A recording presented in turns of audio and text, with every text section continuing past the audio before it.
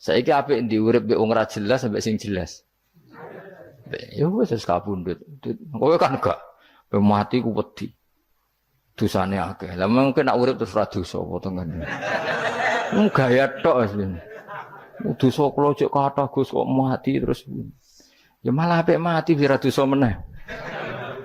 Biasa wae nek apik mati biasa karena potensinya kamu urip suwi ku dosane apa taat meneh. Ya jawab. Potensine. Dosa meneh apa taat meneh? Apa ya dosa ya taat. Terus pas mati pas taat atau pas dosa? Ya ora usah ngono biasa ya. Ape mati ae matur pangeran Gusti nak saene mati nggih. Mati mawon nak saene urip nggih. Urip mawon Gusti semua anut jenengan wis. Zaman kula urip sing ngrumat nggih jenengan mungkin sampean mati sing ngelola nggih napa? Jenengan pun donya sing ngurusin jenengan. Kan sebenarnya kalau kita berpikir gitu kan nyaman. Zaman kamu hidup yang mengendalikan jantung, paru-paru, oksigen juga Allah. Dan kamu enggak tahu caranya, tahu-tahu hidup. Tapi setelah mati dikubur kamu iskal. Lalu sistem pernafasan saya gimana setelah saya mati? Memangnya zaman yang dunia kowe roh. Oh karena ada oksigen. Nah, terus oksigen wujudnya karena apa kowe ya ora roh. Oksigen dari zat gini lah zat iku kok sapa ya ora roh. Mau gaya tok ngomong mau tetep akhir ora roh. Lan kadang kula gawok mbek wong goblok wis ora roh kabeh dari awal mau alam semoga iku gak usah nerang. Nah, artinya gini, kalau zaman di dunia kamu tidak bisa mengelola diri kamu sendiri, juga sama setelah mati tidak bisa mengelola diri kamu sendiri. Semua itu al-amru biyadil, semua itu dalam kekuasaan Allah Subhanahu wa ta'ala. Ya sudah, alaihi tawakkaltu wa ilaihi unib. Ya sudah, kita pasrah saja dan kita hanya kembali kepada Allah Subhanahu wa ta'ala. Ya sudah, itu agama. Tidak bawa logika pakai akal.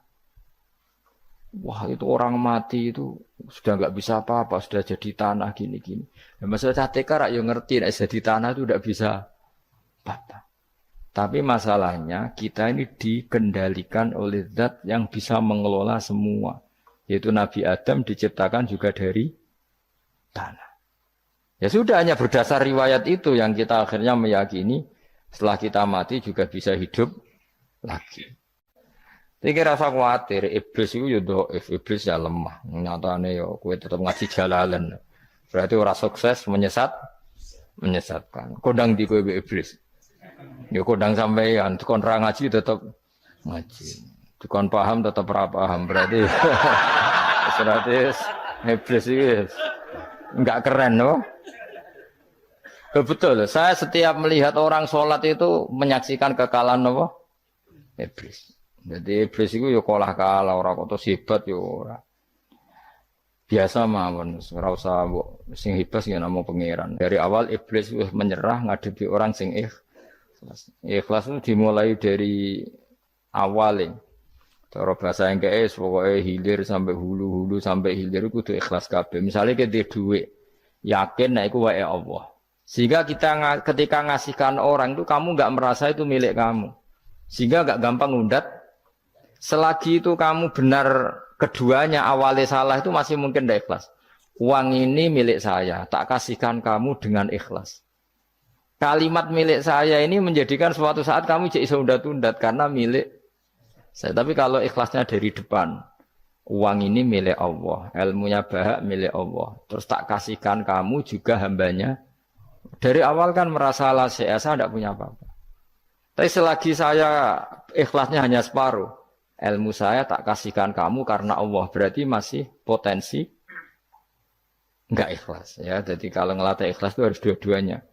Kamu punya uang milik Allah, punya ilmu milik Allah, punya jabatan milik Allah, kemudian kamu kasihkan sesuai perintah Allah. Itu lebih mudah ikhlas karena la haula wala quwata illa billah. Selagi masih separuh saja salah, itu potensi berikutnya juga ikut salah. Misalnya aku ngurmat yatim kok ikhlas, duitku tak kena. Kata duitku itu menjadikan suatu saat. Dulu tak rumat loh, saiki jebule lali aku. Tapi kalau alhamdulillah saya pernah digerakkan Allah ngurmat yatim dengan milik Allah juga. Sehingga kita sekedar pernah melakukan ketaatan ini senang. Enggak penting berikutnya anak yatim ini nanti peduli kita apa enggak, enggak penting. Yaitu ikhlas ya. Ikhlas itu sesuatu yang semuanya lillahi ta'ala dan inna sholati wa nusuki wa mahyaya wa mamati lillahi rabbil alamin. Itu masyhur itu khilafnya ulama. Apakah malaikat itu termasuk umatnya Kanjeng Nabi Muhammad sallallahu alaihi wasallam? Ada ulama yang mengatakan cara pandang Nabi diutus itu untuk mensolehkan yang tidak soleh atau mensolehkan yang potensi tidak soleh. Kan orang itu ada dua, ada yang memang tidak soleh disolehkan. Ada yang potensi tidak soleh. Sebetulnya sudah soleh, tapi potensi juga tidak soleh. Terus disolehkan.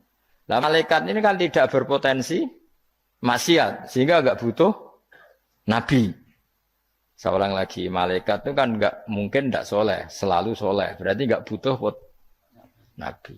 Itu cara pikiran Imam Suyuti. Sehingga dia mengatakan Quran itu memperingatkan semuanya kecuali malaikat, karena malaikat tanpa diperingatkan sudah soleh. Tapi kata ulama yang lain tidak seperti itu.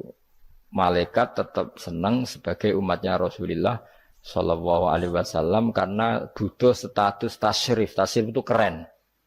Nanti takut itu melok kelompok isopo, melok kelompok Kanjeng Nabi Muhammad Shallallahu Alaihi Wasallam. Sehingga kalau nanti ditanya Allah, mimman anta misalnya, min ummati habibika Muhammad, itu keren. Kayak termasuk umatnya kekasihmu Nabi Muhammad Shallallahu Alaihi Wasallam. Lalu kamu ngikuti apa? Yo min ahsani kitabik, mengikuti kitab terbaikmu ya Allah. Sehingga mereka ikut umatnya Nabi bukan karena disolehkan, tapi karena tasrif, satu kehormatan. Itu yang diikuti ulama. Tradisi kita ahli sunnah ngikuti yang pendapat itu. Ngikuti bahwa malaikat pun suka dikategorikan umatnya Kanjeng Nabi Muhammad Sallallahu Alaihi Wasallam karena nambahi tasyrif. Nambahi apa? Tasyrif. Masyhur itu Imam Suyuti dalam hal ini kita ngikuti ulama mayoritas, bukan ngikuti yang ini. Masyhur kan Jibril ditanya, kan itu ketika Jibril ketemu Nabi Muhammad ditanya, untungnya apa kamu jadi safir? Safir itu kira-kira terjemahan bebasnya panitia saya. Jibril itu kan ya jauh dari langit turun bumi, dari langit itu kan jauh. Terus kamu untungnya apa? Karena Jibril itu tahu betul peristiwa yang pernah dilakukan Allah. Yaitu kayak apa malaikat yang di langit bisa diusir karena kesalahan tertentu. Malaikat yang sok suci kayak siapa itu Harut Marut juga dihinakan seperti itu. Dan Jibril tahu betul Allah itu yaf'alu ma yasha. Jadi yang sekarang malaikat bisa saja jadi pokoknya tahu betul Allah bisa melakukan apa saja. Karena Jibril tahu betul Allah, karena dia ketua malaikat. Kan kita tahu misalnya ada sejarah siapa? Harut Marut, dari malaikat menjadi hina seperti itu. Terus Jibril akhirnya tanya, ya sudah, Jibril punya apa? Terus ditanya Nabi, kamu untungnya apa setelah jadi safir saya, jadi panitia yang ngurusi wahyu. Terus kata malaikat Jibril, saya tidak pernah merasa aman, apakah saya selalu dalam posisi ini, posisi terhormat, kecuali setelah menjadi safir, menjadi pelayan kamu, ketika aku distatuskan oleh Allah, apa itu, innahu laqaulu rasulin karim dzi quwwatin inda dzil arsy makin muta'in tamma amin. Terus ganti fa amin tu ba'du.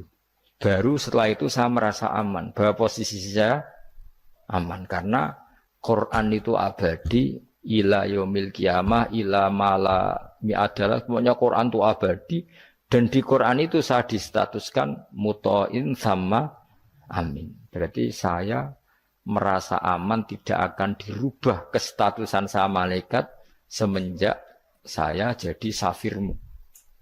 Intinya Jibril juga mendapat kehormatan karena ngitmai Quran.